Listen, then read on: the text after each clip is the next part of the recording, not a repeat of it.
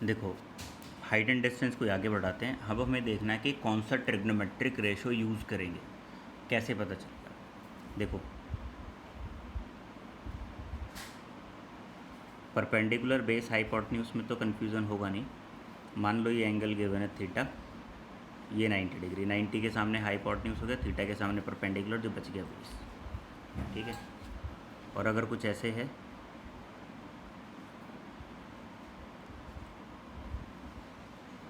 ये 90 डिग्री, तो ये हाइपोटेन्यूज अनडाउटेडली। अगर ये थीटा दे रखा है तो इसके सामने परपेंडिकुलर ये हो जाएगा, बेस ये हो जाएगा, है ना। अब देखो, साइन थीटा क्या होता है हमारे पास, परपेंडिकुलर अपॉन हाइपोटेन्यूज।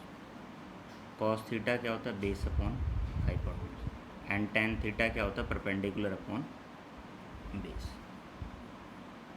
अब इन तीनों में से कौन सा ट्रिग्नोमेट्रिक रेशो पूछा जाएगा, यूज़ करना है। मान लो हमें परपेंडिकुलर पता है, हमें थीटा भी पता है, और बेस फाइंड करना है। परपेंडिकुलर पता है, थीटा पता है, और बेस फाइंड करना। तो एक ऐसा ट्रिग्नोमेट्रिक रेशो ढूंढो इसमें, इन तीनों में से, जिसमें ये तीनों आते हैं। परपेंडिकुलर, थीटा, बेस नहीं, परपेंडिकुलर नहीं, परपेंडिकुलर, थीटा, बेस। तो इस वाले केस में क्या यूज़ किया जाएगा, ten. Tan theta should be use. Ten theta क्या हो जाएगा, परपेंडिकुलर अपॉन बेस। ठीक है। और अगर कुछ इस तरह से दिया हो कि हमें परपेंडिकुलर दिया है, थीटा दिया है, एंड हाइपोटेन्यूज पूछा है। अब देखो, परपेंडिकुलर, हाइपोटेन्यूज और बेस के, हाइपोटेन्यूज और theta, perpendicular, theta and hypotenuse. तो ऐसे केस में क्या यूज़ होगा, साइन थीटा यूज़ होगा, परपेंडिकुलर अपॉन हाइपोटेन्यूज। ठीक है। और अगर मान लो इस तरह से कहा गया कुछ, तुम्हें बेस पता है, ठीक है, हाइपोटेन्यूज पता है, और थीटा पूछ लिया गया, तो एक ऐसा ट्रिग्नोमेट्रिक रेशो पूछा है, यूज़ करना है जिसमें बेस और हाइपोटेन्यूज यूज़ हो रहा हो।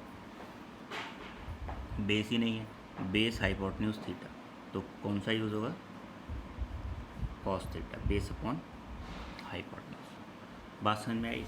तो इस तरह से हम डिसाइड करेंगे कि कौन सा ट्रिग्नोमेट्रिक रेशो यूज़ करना है। ठीक है। अब अगर मान लो हमें ना कहते हैं कुछ ऐसे फिगर्स मिलेंगे जिन फिगर में ना एक से ज़्यादा ट्रायंगल बनते हुए नजर आएंगे, एक से ज़्यादा ट्रायंगल।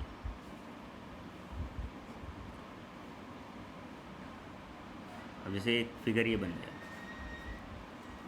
ठीक है। अब इस फिगर में कौन कौन से ट्रायंगल यूज़ होंगे, ट्रायंगल तो तीन बन गए, एक तो ABC बन गया, एक ACD बन गया, और एक ABD बन गया, है ना। तो हम वही ट्रायंगल लेंगे जिसमें राइट एंगल ट्रायंगल बन रहा हो।